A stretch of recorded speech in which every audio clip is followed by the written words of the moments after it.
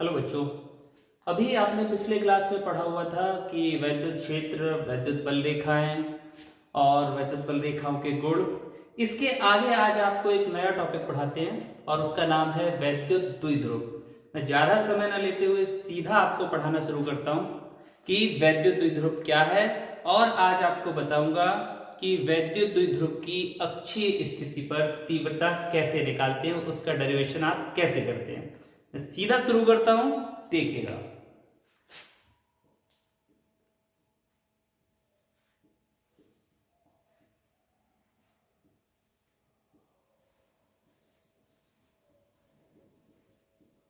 वैद्युत द्विध्रुव के बारे में आप सभी ने पढ़ा होगा कि वैद्युत द्विध्रुव एक ऐसा निकाय होता है जिसमें दो बराबर किंतु विपरीत प्रकृति के आवेश एक दूसरे से अल्प दूरी पे रखे रहते हैं। कहने का मतलब ये है कि जैसे ये कोई आवेश है आपका -q और ये कोई आवेश है आपका +q और ये दोनों एक सूक्ष्म दूरी पर रखे हुए हैं, तो ये आपका वैद्युत द्विध्रुव कहलाएगा। क्या बताया था कि वैद्युत द्विध्रुव एक ऐसा निकाय होता है जिसमें दो बराबर किंतु विपरीत प्रकृति के आवेश एक दूसरे से अल्प दूरी पे रखे होते हैं, बहुत सूक्ष्म दूरी पे रखे हुए होते हैं। ऐसे निकाय को, ये आपका पूरा जो समायोजन होगा ऐसे करके, ये पूरा निकाय जो है आपका, वो आपका वैद्युत द्विध्रुव कहलाता है। ठीक है, आप लोग समझ गए। इसमें बस एक चीज ध्यान रखने की होती है कि एक तो ये है कि ये आवेश परिमाण में समान होते हैं किंतु प्रकृति में विपरीत होते हैं। कहने का मतलब Q ये भी है, Q ये भी है, पर एक नेगेटिव चार्ज है और एक पॉजिटिव चार्ज है। तो कभी दो बराबर किंतु विपरीत प्रकृति के आवेश एक दूसरे से अल्प दूरी पे रखे हुए हों, तो ऐसे निकाय को, ऐसे समायोजन को हम वैद्युत द्विध्रुव कहते हैं। इसमें ज्यादा समय नहीं लूंगा क्योंकि आज आपको वैद्युत द्विध्रुव की तीव्रता भी बतानी है अच्छी स्थिति पे, इसलिए मैं आपको इतना सूक्ष्म बता देता हूं। और जनरल, चूंकि बाद में फॉर्मूले आसान रहे, इसमें हम इनके बीच की जो दूरी होती है वो सामान्यतः 2l लेते हैं, जिससे आगे आने वाले कई सारे फॉर्मूले होते हैं वो आसान हो जाते हैं। तो आपको क्या ध्यान रखना है कि जब बराबर किंतु विपरीत प्रकृति के आवेश एक दूसरे से अल्प दूरी पर रखे हुए हों, तो ऐसे समायोजन को हम वैद्युत द्विध्रुव कहते हैं। इसके बाद एक चीज और आती है, वो होती है वैद्युत द्विध्रुव का आघूर्ण। वैद्युत द्विध्रुव आघूर्ण, वो भी मैं आपको बता देता हूं कि वैद्युत द्विध्रुव आघूर्ण क्या होता है। जल्दी से आप देख लीजिए, वैद्युत द्विध्रुव आघूर्ण।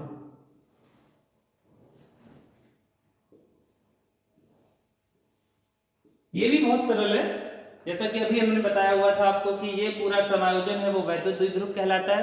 तो वैद्युत द्विध्रुव आघूर्ण क्या होता है? वैद्युत द्विध्रुव आघूर्ण होता है कि इन दोनों में से कोई एक आवेश, यानी कि उसका परिमाण, और दोनों आवेशों के बीच की दूरी, यानी कि द्विध्रुव आघूर्ण का फॉर्मूला होता है आपका द्विध्रुव आघूर्ण P बराबर एक आवेश, तो कोई भी एक आवेश हो गया Q, जो कि आवेश का परिमाण तो दोनों का समान ही है, प्रकृति विपरीत है तो परिमाण हो गया एक Q, और बीच की दूरी हमने कितनी मानी हुई है 2l।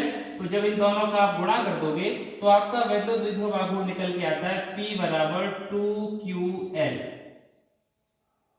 ये आपका वैद्युत द्विध्रुव आघूर्ण कहलाता है। देख लीजिए आप एक बार बोर्ड पे कि आप दोनों चीजें देख रहे हैं। एक तो वैद्युत द्विध्रुव है कि जब बराबर किंतु विपरीत प्रकृति के दो आवेश एक दूसरे से अल्प दूरी पे रखे होते हैं, तो ऐसा समायोजन वैद्युत द्विध्रुव कहलाता है। ये चित्र में आपको दिखाई दे रहा है कि किसी बिंदु A पर -q और बिंदु V पर +q आवेश रखा हुआ है, इसके बीच की हमने अल्प दूरी 2l मानी हुई है।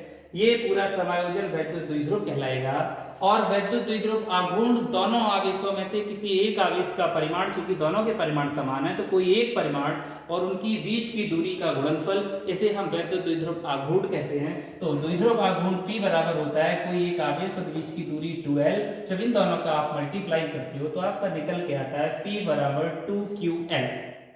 किसी को कोई दिक्कत नहीं होगी इसे समझने में। अब एक चीज और देख लीजिए आप, कोई आपसे इस द्विध्रुव, वैद्युत द्विध्रुव आघूर्ण का मात्रक पूछेगा तो बहुत सरल है। आप लोगों को, मैं पहले भी ऐसे समझाता रहा हूं आपको कि अगर आपको मात्रक निकालना है तो मात्रक के लिए आपको क्या करना पड़ेगा, P का मात्रक।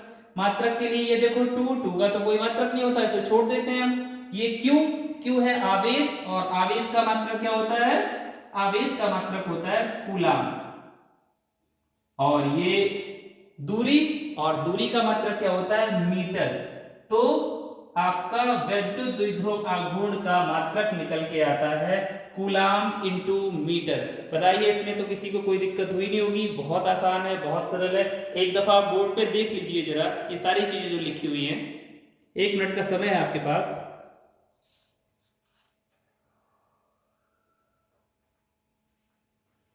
ठीक है, तो आपने दोनों चीजें देखी, वैद्युत द्विध्रुव और वैद्युत द्विध्रुव का आघूर्ण। वैद्युत द्विध्रुव आघूर्ण का आपको मात्रक भी बता दिया है कि कूलाम इंटू मीटर होता है। एक और छोटी सी चीज जो महत्वपूर्ण भी है, आप देख लीजिए क्या है कि वैद्युत द्विध्रुव आघूर्ण एक सदिश राशि है। ये जो है कैसी राशि है? सदिश राशि है। ये आपको ध्यान देना है। कभी कभी आपसे पूछ लिया जा सकता है कि वैद्युत द्विध्रुव आघूर्ण कैसी राशि होती है, तो आपको बताना है कि जो P होती है वैद्युत द्विध्रुव आघूर्ण, वो एक सदिश राशि है। और आप सब जानते हैं कि अगर ये सदिश राशि है तो इसकी कुछ ना कुछ दिशा भी होनी चाहिए। तो ये आपको ध्यान रखना है कि वैद्युत द्विध्रुव आघूर्ण की दिशा द्विध्रुव की अक्ष में माइनस से प्लस की ओर होती है, यानी कि ये हुई P द्विध्रुव आघूर्ण की दिशा। देख लीजिए इसे सब लोग कि P की दिशा कौन सी हुई, थोड़ा सा इसे आप देख लो। इसी चित्र में मैं आपको बता रहा हूं तो आप ध्यान दे पा रहे हैं कि द्विध्रुव में जो P की दिशा होती है वो माइनस से प्लस की ओर होती है। तो आप लोगों को दिखाई दे रहा होगा कि द्विध्रुव आघूर्ण एक सदिश राशि है और इसकी दिशा ये देखो इस तरफ से है। ये द्विध्रुव आघूर्ण की दिशा, आप देख लो, द्विध्रुव आघूर्ण की दिशा। क्योंकि दिशा इसलिए से यहां इंपॉर्टेंट है क्योंकि ये P की दिशा है, ये P की, ये एक सदिश राशि है और सदिश राशि है तो दिशा बताना आपको जरूरी है। अब आप समरी एक बार कर लो इसकी, क्योंकि इसके बाद हमें डेरिवेशन करना है। समरी देख लो आप, वैद्युत द्विध्रुव क्या होता है? जब दो बराबर किंतु विपरीत प्रकृति के आवेश एक दूसरे से अल्प दूरी पे रखे हुए हैं तो ऐसा निकाय, ऐसा समायोजन, ऐसी व्यवस्था, कुछ भी कह लो आप, वो वैद्युत द्विध्रुव कहलाती है। यहाँ पे माइनस क्यू है, ये प्लस क्यू है, दोनों के परिमाण बराबर हैं, बिंदु ए और बी पे रखे हुए हैं अलग अलग, बीच की दूरी 12 है। इसके बाद वैद्युत द्विध्रुव आघूर्ण आता है। तो वैद्युत द्विध्रुव आघूर्ण P बराबर होता है किसी एक आवेश का परिमाण, यानी कि कोई एक आवेश और उनके बीच की दूरी का गुणनफल। तो Q इंटू 12 कर देते हैं हम, तो वैद्युत द्विध्रुव आघूर्ण निकल के आता है P बराबर 2QL। अब आपको इसका मात्रक बताया तो Q का मात्रक कूलाम होता है क्योंकि आवेश है, L दूरी है और दूरी का मात्रक मीटर होता है। तो आपको P का मात्रक यानी कि द्विध्रुव आघूर्ण का मात्रक निकल के आता है कूलाम इंटू मीटर। और यह एक सदिश राशि होती है। अगर ये एक सदिश राशि है तो दिशा बहुत महत्वपूर्ण हो जाती है। तो हमने आपको बताया कि इसकी दिशा होती है वो द्विध्रुव की अक्ष के अनुदिश माइनस से प्लस की ओर होती है। ये चीजें वैद्युत द्विध्रुव और उसके आघूर्ण के बारे में हमने आपको बता दी हैं। 1 मिनट के लिए आपके बोर्ड पे लिखा हुआ है, आप देख पा रहे हैं। इसके बाद हम आपको बताएंगे द्विध्रुव की अक्षीय स्थिति पर वैद्युत क्षेत्र की तीव्रता कैसे डेरिवेशन करेंगे, उसका कैसे निकालेंगे। 1 मिनट के लिए आप ये बोर्ड पे देख लीजिए इसे।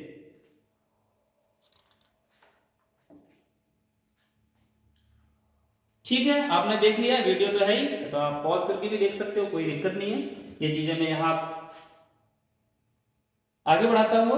देखिए, अब जो इस पार्ट में बहुत महत्वपूर्ण है, बोर्ड एग्जाम में आने की प्रोबेबिलिटी प्रायिकता बहुत अधिक होती है। और मैं तो ये कहूंगा कि हर साल एक बार अच्छी स्थिति और एक बार निरक्षी स्थिति, ये क्रम बाई क्रम से पूछ लिए जाते हैं हमेशा क्रमिक रूप से। तो आप लोग ध्यान दे पा रहे होंगे कि पिछले साल जो आपके लिए पूछ लिया गया था उसे छोड़ के दूसरा वाला, अगर अच्छी स्थिति पूछी गई थी तो निरक्षी इस समय महत्वपूर्ण हो जाएगी, और अगर निरक्षी पूछी गई थी तो अक्षी महत्वपूर्ण हो जाएगी। ये दोनों स्थितियां बहुत महत्वपूर्ण होती है द्विध्रुव की। मैं ये कहूंगा कि द्विध्रुव की तीव्रता के संबंध में दो बहुत महत्वपूर्ण स्थितियां हैं, एक है अक्षीय स्थिति और एक है निरक्षीय स्थिति। तो आज मैं आपको अक्षीय स्थिति के बारे में बताता हूं कि अक्षीय स्थिति का डेरिवेशन आप कैसे करोगे। देखिए, वैद्युत द्विध्रुव के कारण क्षेत्र की तीव्रता, वैद्युत द्विध्रुव के कारण, वैद्युत द्विध्रुव के कारण वैद्युत क्षेत्र की, इसके कारण जो वैद्युत क्षेत्र उत्पन्न होता है उसकी तीव्रता, उत्पन्न वैद्युत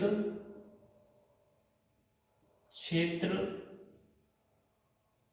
की तीव्रता। द्विध्रुव के कारण जो उत्पन्न वैद्युत क्षेत्र होता है उसकी तीव्रता के संबंध में दो स्थितियां बहुत महत्वपूर्ण है। एक स्थिति होती है अक्षीय स्थिति, एक स्थिति होती है अक्षीय स्थिति। ये दोनों स्थितियां बहुत महत्वपूर्ण है, सारे लोगों ने इनके बारे में पढ़ा होगा। और दूसरी स्थिति होती है निरक्षीय स्थिति।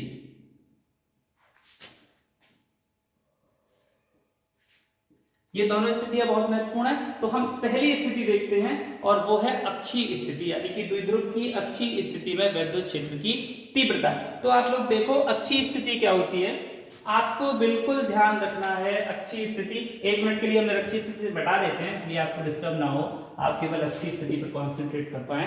ये देखिए अक्षीय स्थिति होती क्या है कि जैसे ये मान लिया कोई आपका द्विध्रुव है,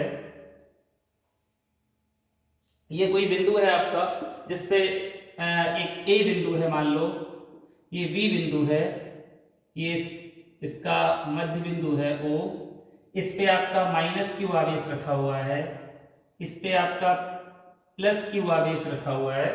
तो आप लोगों को पता है कि द्विध्रुव क्या होता है। द्विध्रुव एक ऐसा निकाय है जिसमें दो बराबर किंतु विपरीत प्रकृति के आवेश एक दूसरे से अलग दूरी पे रखे होते हैं।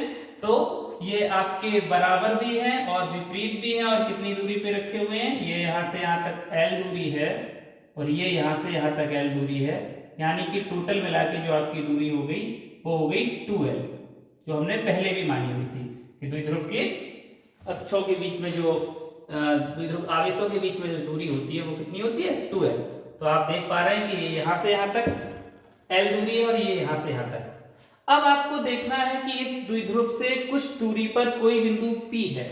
मान लिया कि इससे हमने ये यहां पर कोई बिंदु है आपका P, और इस बिंदु P पर आपको क्षेत्र की तीव्रता ज्ञात करनी है। ठीक है, तो आप इसे देखो ऐसे बढ़ा दीजिए, आप एक बार चित्र बन जाने दीजिए, फिर मैं आपको पूरा अच्छे से समझाऊंगा, बिल्कुल भी दिक्कत नहीं होगी आपको।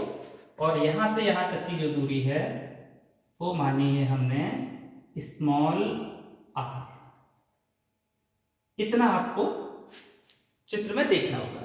अब एक बार फिर से आप देख लो, बिंदु ए भी कोई वैद्युत द्विध्रुव है। बिंदु ए पे माइनस क्यू आवेश रखा हुआ है, बिंदु बी पे प्लस क्यू आवेश रखा हुआ है, दोनों के बीच की दूरी 2L है, इसलिए ये AO और OB दोनों L और L हो जाएंगी। बिंदु मध्य बिंदु O से स्मॉल r दूरी पर कोई बिंदु P है और बिंदु P पर आपको वैद्युत क्षेत्र की तीव्रता ज्ञात करनी है। एक चीज और मैं आप लोगों से कहना चाहूंगा कि मैंने हमेशा कहा हुआ है कि जब भी आपका पेपर होगा, आप एग्जाम में अपना पेपर दे रहोगे, कॉपी लिखोगे, तो उस कॉपी में लिखने का तरीका बहुत अच्छा होना चाहिए। इतना सुंदर, साफ, स्वच्छ और स्पष्ट लिखा होना चाहिए, पॉइंट टू पॉइंट, कि जो आपका एग्जामिनर कॉपी जांचे वो एकदम कॉपी देखते ही आप खुश हो जाए और मतलब उसे अच्छा लगे कि हाँ ये किसी होशियार बच्चे की कॉपी है। तो आप ये भाषा जब लिखोगे, कभी भी भाषा आपको याद नहीं करनी है जो लिखी रहती है ऊपर, पर आप जब पेपर दोगे तो आपको यहाँ पे भाषा भी लिखनी पड़ेगी। वो कैसे लिखोगे, मैं चूंकि बोर्ड पे लिख नहीं रहा हूँ, केवल आपको बताए दे रहा हूँ कि आपको कैसे करना है। आप लोग कैसे लिखोगे, जैसे ऐसी हेडिंग डालोगे, फिर उसके बाद अच्छी स्थिति आई तो अच्छी स्थिति लिख लोगे, और ऐसा चित्र बनाने के बाद आप इसकी भाषा लिखना शुरू करोगे डेरिवेशन की। वो क्या करोगे कि माना कोई द्विध्रुव, वैद्युत द्विध्रुव AB है, माना कोई वैद्युत द्विध्रुव AB है, जो आपने किया हुआ है वो लिखना है आपको। बिंदु चित्र में दिखाई दे रहा है, बिंदु A पर माइनस क्यू आवेश रखा हुआ है, बिंदु B पर प्लस क्यू आवेश रखा हुआ है, AB के बीच की दूरी 2L है, AB का मध्य बिंदु O है, और O से स्मॉल r दूरी पर कोई बिंदु P है जिस पर आपको वैद्युत क्षेत्र की तीव्रता ज्ञात करनी है। इतनी भाषा आप लिखोगे। किसी को कोई दिक्कत? मुझे नहीं लगता कि इसमें आपको बिल्कुल भी कोई भी समस्या आई होगी, बहुत सिंपल है, इतना आप लिख लोगे। वीडियो में आप बार बार देख भी सकते हो, मैं उसी चीज को दोबारा बोलूं, वीडियो की लंबाई ज्यादा हो जाती है, ठीक है, इसलिए आप लोग ये सब चीजें से हिंदी लिख लोगे। इसके बाद आपको क्या लिखना है, इसके बाद आपको लिखना है कि इन आवेशों के कारण, यानी कि माइनस क्यू और प्लस क्यू आवेश के कारण बिंदु P पर जो आपको तीव्रता देखनी है कि तीव्रता कितनी होगी आपको, ठीक है। और इसके कारण आपको तीव्रता दोनों के कारण देखनी है, तो आप बिल्कुल आसानी से देखो, ये प्लस क्यू है, प्लस क्यू के कारण इस बिंदु पे तीव्रता, हमने आपको, अब आप पिछले पार्ट में जाएंगे जब आपने ध्यान दिया होगा कि कभी भी तीव्रता निकालने के लिए हम पॉजिटिव आवेश रखते हैं। हमने आपसे कहा था कि कभी भी आपको वैद्युत क्षेत्र की तीव्रता की दिशा निकालनी हो तो आप प्लस आवेश रख के देखो, ठीक है। आप सोचो मन में कि आपने सारी चीजें एक दफा के लिए भूल जाओ, केवल ये प्लस क्यू आवेश देखो, और यहां देखो कि आपको अगर प्लस क्यू आवेश रखोगे तो वो कहां की ओर जाएगा, प्लस और प्लस, प्लस और प्लस में प्रतिकर्षण होगा, प्रतिकर्षण होगा वो दूर भगाएगा, यानी कि प्लस क्यू के कारण तीव्रता जो आपकी होगी वो इस दिशा में होगी, E1। किसी को कोई दिक्कत? क्यों होगी? क्योंकि प्लस क्यू और यहाँ पे आप प्लस रखोगे, प्लस प्लस को दूर भगाएगा, यानी कि ये दूर की दिशा में, तो जो प्लस क्यू के कारण तीव्रता है आपकी E1 वो VP दिशा में है, यानी कि दूर की दिशा में है, कोई दिक्कत नहीं। अब हमने आपसे पूछा माइनस क्यू के कारण तीव्रता, तो माइनस क्यू के कारण तीव्रता के लिए भी आप वही चीज करोगे, यहाँ पॉजिटिव आवेश रखोगे, लेकिन जब आप ये पॉजिटिव आवेश यहाँ रखोगे, ये सारे छोड़ दो, तो ये नेगेटिव, ये वाला पॉजिटिव, बीच का ये सारा आप छोड़ दो, आप देखो नहीं इसे एक दफा के लिए, तो ये माइनस क्यू और यहाँ पे आप प्लस क्यू रखोगे, और माइनस और प्लस एक दूसरे को अट्रैक्ट करेंगे, आकर्षित करेंगे, यानी कि ये प्लस और ये माइनस दोनों इस तरफ आएंगे ना, इस तरफ, तो इसके कारण जो तीव्रता की दिशा होगी वो होगी इस दिशा में, वो होगी आपकी E2।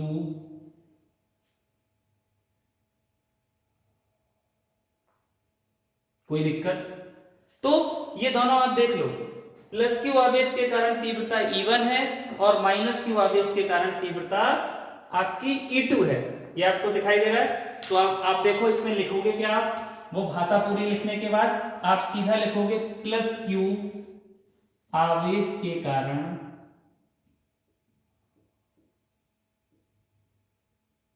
तीव्रता E1 बराबर, ये आपका बहुत महत्वपूर्ण डेरिवेशन है, आपको बहुत अच्छे से देखना है। अच्छा, तीव्रता का फॉर्मूला क्या बताए थे आपको बिंदु आवेश के कारण, 1/4 pi epsilon 0 q upon r square. तो इसे देखो प्लस क्यू को 1/4 पाई एप्सिलॉन 0, ठीक है, q अपॉन r। अब आप भैया देखो यहां पे सब बच्चों की ये प्लस क्यू है, और प्लस क्यू से p के बीच की दूरी, यानी कि ये दूरी कितनी है, ये दूरी यहां से लेके यहां तक, तो देखो सब लोग यहां देख पा रहे हैं कि आपकी पूरी दूरी मानी है r, और r में से ये l कम हो जाएगी, तो ये कितनी बचेगी, r माइनस l। किसी को कोई दिक्कत? मुझे नहीं लगता कि कोई भी दिक्कत हुई होगी। फिर से आप ध्यान दो कि ये प्लस क्यू है, ये पूरी दूरी इतनी जो है वो है r, इसमें से आपको यहां तक देखनी है, यानी कि ये दूरी कम करनी है, तो l आपने माइनस कर दी, तो ये दूरी b से लेके p के बीच की दूरी कितनी निकली, r माइनस l। किसी को कोई दिक्कत?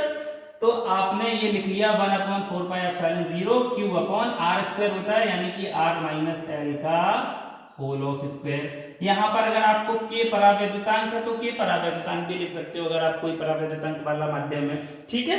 ये हो गया, इसे आप इक्वेशन नंबर फर्स्ट दे दो। अच्छा, इसकी दिशा क्या होगी, कौन सी दिशा होगी, VP दिशा में, दूर की ओर है ना, तो VP दिशा में। अगर फिर एक बार देख लो जल्दी से, फर्स्ट प्लस क्यू आवेश के कारण तीव्रता E1 बराबर 1/4 पाई एप्सिलॉन 0, ये के परावैद्युतांक है अगर माध्यम का, q अपॉन r स्क्वायर होता है, r का मान r माइनस l है, तो इसका स्क्वायर कर दे, क्वेश्चन नंबर फर्स्ट। बिल्कुल ऐसे ही माइनस क्यू आवेश के कारण, माइनस क्यू आवेश के कारण तीव्रता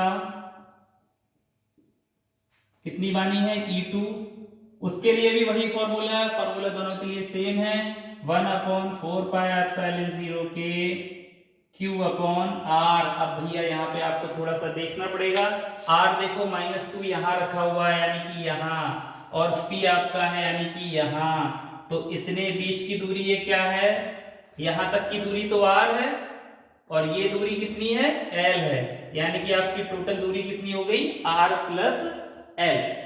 ये देखो यहां तक की दूरी r मानी थी, ये देखो r लिखी हुई है, और ये l और ऐड होगी, तो ये दूरी कितनी निकली आपकी r प्लस एल का होल ऑफ स्क्वायर। इसे दे दो आप समीकरण नंबर 2। इतने में शायद किसी को कोई दिक्कत हुई नहीं होगी, बिल्कुल देख लीजिए एक बार से आप।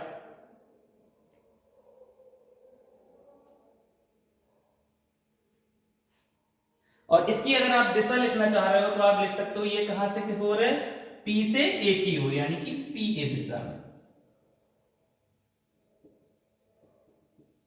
ठीक है, इतना कर लिया आपने। बस इतना करने के बाद तो बहुत आसान है, आपको बिल्कुल भी कोई कुछ दिक्कत ही नहीं है। आपको देखना है कि प्लस क्यू के कारण तीव्रता E1 है, माइनस क्यू के कारण तीव्रता E2 है। अब आपको बिंदु P पर परिणामी तीव्रता निकालनी है। चूंकि तीव्रता एक सदिश राशि होती है, तीव्रता एक कैसी राशि है, एक सदिश राशि है, और सदिश राशि है बिल्कुल विपरीत दिशा में है एक दूसरे से। ये बिल्कुल इस तरफ है और ये 180 डिग्री पे है, बिल्कुल विपरीत दिशा में। तो आप परिणामी तीव्रता निकालने के लिए क्या करोगे कि एक तीव्रता में दूसरी तीव्रता को घटा दोगे। तो इतना लिखने के बाद आप लोग, मैं यहाँ छोटा सा और लिख रहा हूं, आपको दिखाई दे रहा होगा कि तब बिंदु P पर परिणामी तीव्रता, आप सुन ही पा रहे हैं, परिणामी तीव्रता E बराबर क्या हो जाएगा, आपको घटाना है ज्यादा जो है उसमें से कम। अब यहां पे मैं बच्चों आप लोगों को एक छोटा सा पॉइंट नोटिस करो, आप इसे ध्यान दिलाना चाहूंगा कि आप ज्यादा में से कम घटाओगे तो दोनों तीव्रता एक बार देखो, मैं लिख तो देता हूं सीधा E1 माइनस E2 कि आप घटा दोगे, पर कैसे करोगे ये आप छोटा सा ध्यान दो।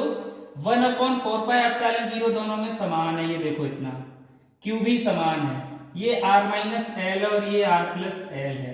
तो आपको पता है कि ये एक भिन्न है जिसका हर एक का r माइनस एल का होल ऑफ स्क्वायर है और एक का r प्लस एल का होल ऑफ स्क्वायर। जो समझने वाले बच्चे, समझदार बच्चे, वो ध्यान दें कि किसी भी भिन्न में अगर आपका अंश बिल्कुल बराबर है तो हर छोटा होता है वो भिन्न बड़ी होती है।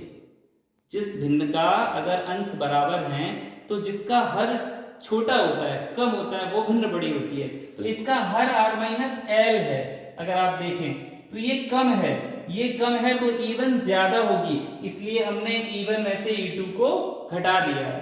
ठीक है, तो हम E1 में से E2 घटा देंगे, तो यहाँ पे देखो 1/4πε। अब ये कैलकुलेशन है, इसमें आप लोग बिल्कुल थोड़ा सा ध्यान दे पा रहे हैं, मैं थोड़ा सा सॉल्व करने की कोशिश करूंगा। r माइनस एल का होल स्क्वायर माइनस 1/4πε0 के Q upon r plus L का होल ऑफ स्क्वायर इक्वल, यहाँ देखो 1/4πε0 के और q दोनों में सेम है तो इन्हें कॉमन ले लो, तो हो जाएगा 1/4πε0 के, q भी कॉमन आ गया, अंदर आपका बचा 1/r माइनस एल का whole of square minus 1/r plus L का होल ऑफ स्क्वायर। इतनी बात आपको समझ में आई? इतनी बात में किसी को दिक्कत? इतनी बात आपने देख ली, इतना आया 1/4πε0 के क्यू, ये 1/r माइनस एल का होल ऑफ स्क्वायर है और ये 1/r प्लस एल का होल ऑफ स्क्वायर है। एक मिनट देख लो आप, मैं थोड़ा सा मिटा के फिर ऊपर लिखता हूं डेरिवेशन होने के लिए, देख लीजिए इतना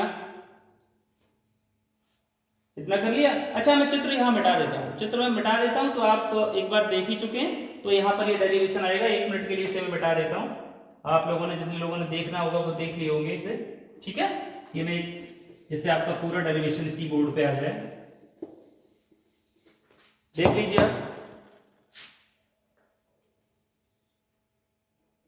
ठीक है, ये यहाँ पे आपकी E बराबर आई, कैलकुलेशन बहुत सिंपल है, 1/4πε0 के, ये इधर हो गया Q, और यहाँ पे बच्चों आप देखो, यहाँ पे इसे आपने नहीं लासा लेके इसे हल करते हो, तो यहाँ पे आप करोगे तो ये हो जाएगा आपका r प्लस एल का होल ऑफ स्क्वायर, और ये आपका हो जाएगा माइनस r माइनस एल का होल ऑफ स्क्वायर अपॉन आपका हो जाएगा r माइनस एल का होल ऑफ स्क्वायर और r प्लस एल का होल ऑफ स्क्वायर।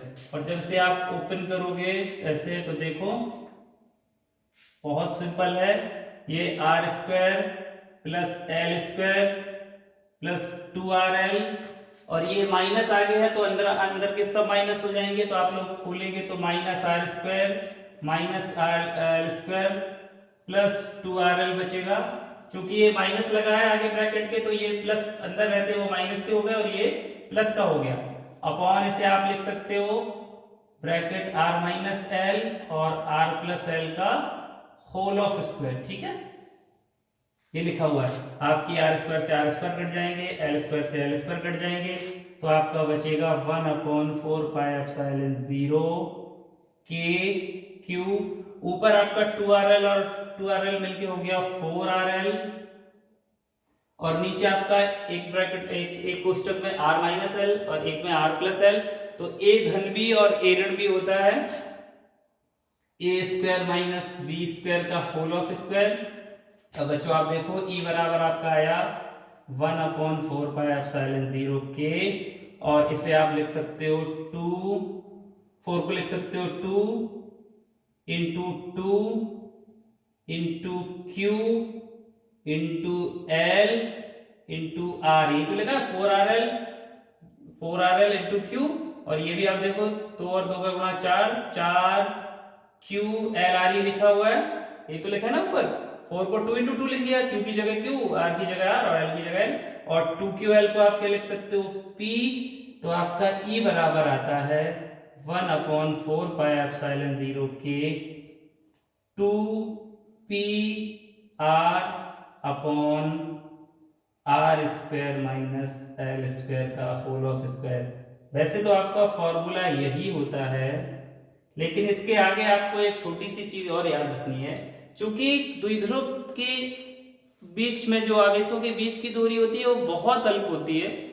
मैं ये अगर इसके डेरिवेशन के बाद में कोशिश करूंगा आपको बताने की, ये बहुत सूक्ष्म होती है। जब ये बहुत सूक्ष्म होगी तो सूक्ष्म राशियों का स्क्वायर और भी छोटा होता है, यहाँ भी आपको दिक्कत होती होगी। मैं इसे भी थोड़ा सा समझाने की आपको कोशिश करता हूँ कि सूक्ष्म राशियों का स्क्वायर जो होता है वो और भी सूक्ष्म होता है। मैं यहाँ 1 मिनट के लिए आप लोग समय दे रहा हूँ। जैसे एक बहुत छोटी राशि है, देखो 0.1 है, ठीक है बच्चों, इसका स्क्वायर करो आप तो कितना होगा, 0.1 का स्क्वायर होगा 0.01, यही तो होगा 0.1 का। अच्छा 0.01 का स्क्वायर करो आप, 0.01 का स्क्वायर कितना होगा, 0.0001, यही तो होगा। ठीक है, अब आप पे ये चीजें क्यों बता रहा हूं आपको, ये बहुत सूक्ष्म राशियां हैं 0.1, और इसका वर्ग आप इतना आया इसका। अब आप बताइए 0.1 का आपने वर्ग किया तो 0.01 आया, 0.01 और भी छोटी राशि है।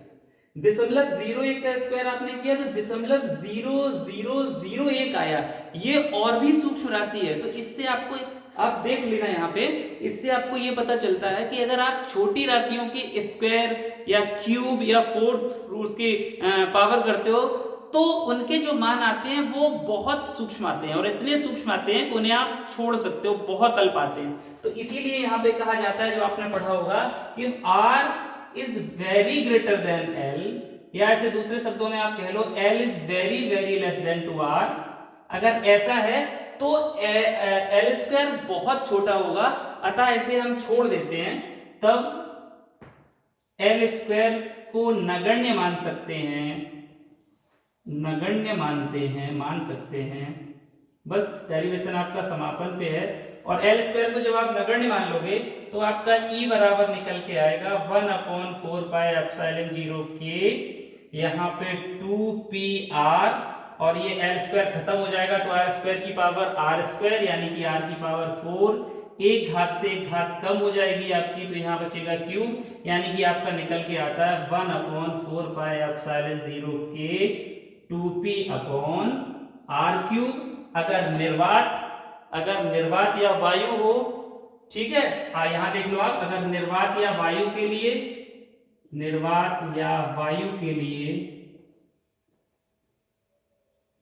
k बराबर 1 हो जाता है, तब आपकी E बराबर निकल के आती है 1/4 pi epsilon 0 2p upon r cube. यही आपका फाइनल फॉर्मूला है, आप देख सकते हैं इसे। मुझे नहीं लगता कि इसमें आपको बिल्कुल दिक्कत हुई होगी। अब मैं आपको फिर एक बार रिवाइज करा दूं बहुत जल्दी से, क्योंकि वीडियो की लेंथ ज्यादा हो जाती है तो आपको देखने में दिक्कत होती होगी इतना बड़ा वीडियो। वैद्युत द्विध्रुव के कारण उत्पन्न वैद्युत क्षेत्र की तीव्रता अक्षीय स्थिति चित्र मिटा दिया है तो आप देख पा रहे होंगे। प्लस क्यू आवेश के कारण तीव्रता E बराबर 1/4π0 के Q अपॉन R स्क्वायर, ये V की दिशा में थी। माइनस क्यू आवेश के कारण तीव्रता E2 बराबर 1/4π0 के Q upon R plus L square, ये P दिशा में थी। तब बिंदु P पर परिणामी तीव्रता E बराबर E1 माइनस E2, चूंकि दोनों एक दूसरे की विपरीत थी, सदिश राशियां में घटा देंगे, ज्यादा में से कब को हमने घटा दिया है। इसमें से यहाँ आप देख पा रहे हो 1/4π0 के Q कॉमन ले लिया है तो आपका बचा 1/r माइनस एल का whole of square minus 1/r plus L का होल ऑफ स्क्वायर। यहाँ आपने लिखा E बराबर, ये कॉमन ले लिए। लासा जो नॉर्मल आप हल करते हो ये यहाँ आके ऐसे हुआ, इसे हमने ओपन किया तो a धन b का whole of square a square plus b square plus 2ab, ये a square plus b square minus 2ab, लेकिन माइनस आ गया तो ये चिन्ह बदल गए हैं, ये सारे कट गए हैं। तो यहाँ निकल के आया 1/4π0 के Q 4rl अपॉन ये, ठीक है। इसे हमने 2ql 4 को 2 into 2 लिख लिया और 2ql की जगह p लिख दिया, तो हमारा निकल के आया E बराबर 1/4π0 के 2pr अपॉन ये, यही फॉर्मूला होता है। लेकिन हम इसके आगे चलते हैं कि L बहुत छोटा है, दोनों में कोई भी आप एक लिख सकते हो, उससे कोई फर्क नहीं पड़ता, दोनों सेम है। आप लिख सकते हो कि L is very less than 2r। जब L बहुत छोटा है तो L का स्क्वायर और भी छोटा होगा। यही उदाहरण बताने के लिए हमने आपको ये लिखा हुआ था दशमलव एक, ये जो अभी बताया हुआ था, तो इसकी कोई जरूरत नहीं है, ये तो समझाने के लिए आपको हमने बताया था केवल। तो ये जब बहुत छोटा है तो एल स्क्वायर को नगण्य मान सकते हैं, एल स्क्वायर को हमने छोड़ दिया। जब एल स्क्वायर ये खत्म हो जाएगा तो आपका आर स्क्वायर की पावर स्क्वायर यानी कि आर की पावर 4 बचेगी। ऊपर ये एक आर था, इससे ये पावर ये 4 कैंसिल हुई तो यहाँ पावर 3 बची, तो आपका निकल के आया 1/4π0 के 2p अपॉन आर क्यूब। अगर निर्वात और वायु की बात की जाए तो k का मान परावैद्युतांक का मान 1 होता है, तब आपका फॉर्मूला निकल के आया E बराबर 1/4π0 2p अपॉन आर क्यूब। और यही वैद्युत द्विध्रुव की अक्षीय स्थिति पर तीव्रता का फॉर्मूला है। बहुत सरल है ये, आपको बिल्कुल भी दिक्कत नहीं होगी, बहुत आसान है। 1 मिनट के लिए आप बोर्ड पे सारी चीजें लिखी हुई हैं, आप देख लीजिए, 1 मिनट आपके लिए है इसका।